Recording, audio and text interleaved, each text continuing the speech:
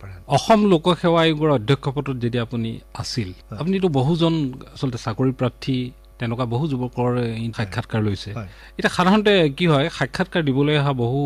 প্ৰাৰ্থী আচলতে মনত এটা চিন্তা থাকে যে কি বিচাৰে ধৰিব নোৱাৰে তেওঁলোকে কথাটোতো এনেকুৱা নহয় যে প্ৰত্যেক প্ৰশ্নৰ উত্তৰ তেওঁ দিবলৈ সক্ষম হ'বই সেইটো সম্ভৱেই নহয় যেতিয়া তেওঁলোকে সাক্ষাৎকাৰ দিবলৈ যায় কি কি দিশত তেওঁলোকে নিজকে সক্ষম কৰি তোলাটো উচিত আৰু এটা কথা আচলতে যিজনে ইণ্টাৰভিউ লয় নহয় তেওঁ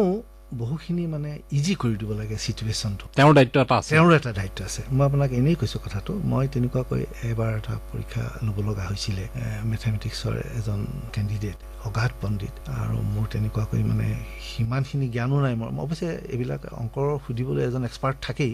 মই চেয়াৰমেন হিচাপে অভাৰঅলখিনি মই চাইছিলোঁ তাৰপিছত মই তেখেতক এটা প্ৰশ্ন কৰিলোঁ তাৰপিছত তেওঁ এটা উত্তৰ দিলে গৈ তাৰপিছত তেওঁৰ দেউতাক আকৌ মোৰ প্ৰফেচাৰ আছিলে সেই প্ৰফেচাৰজনে মোক এদিন লগ পাই পেলাই মোক কৈছে হেৰা তোমাৰ তাত পৰীক্ষা দিবলৈ গৈ ছোৱালীজনীয়ে মোক কৈছে যে পৰীক্ষাটোৰ বিষয়ে মোক প্ৰথমতে এনেকুৱা এটা ভয় আছিল কিন্তু তেখেতৰ লগত দুআষাৰ কথা পাতি মইতো ভাবিছোঁ পৰীক্ষাটো দেখোন বৰ সহজ বস্তু গতিকে মই কি ক'ব খুজিছোঁ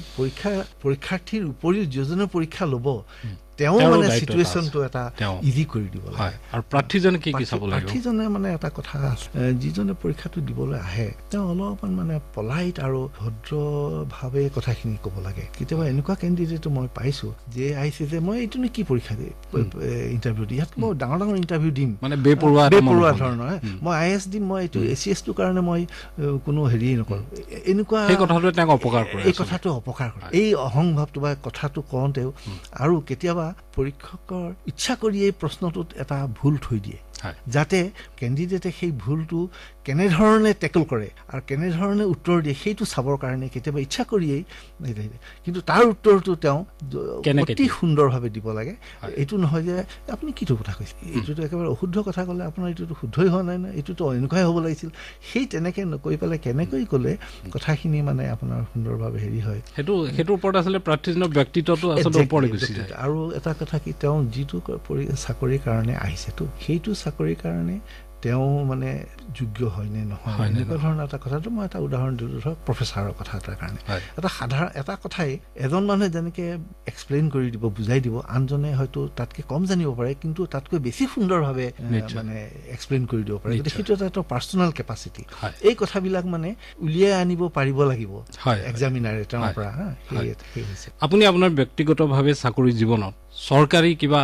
এনেকুৱা ৰহস্যজনক অনুৰোধৰ বলি হ'ব লগা হৈছে নেকি অনুৰোধটো আহিছে বহুত অন্যায় অনুৰোধ আনকি থ্ৰেটনিঙো আহিছে আনকি কোনোবা তাত APSC মই অধ্যক্ষ হোৱাৰ পদত থাকোঁতেও হৈছে নেকি হয়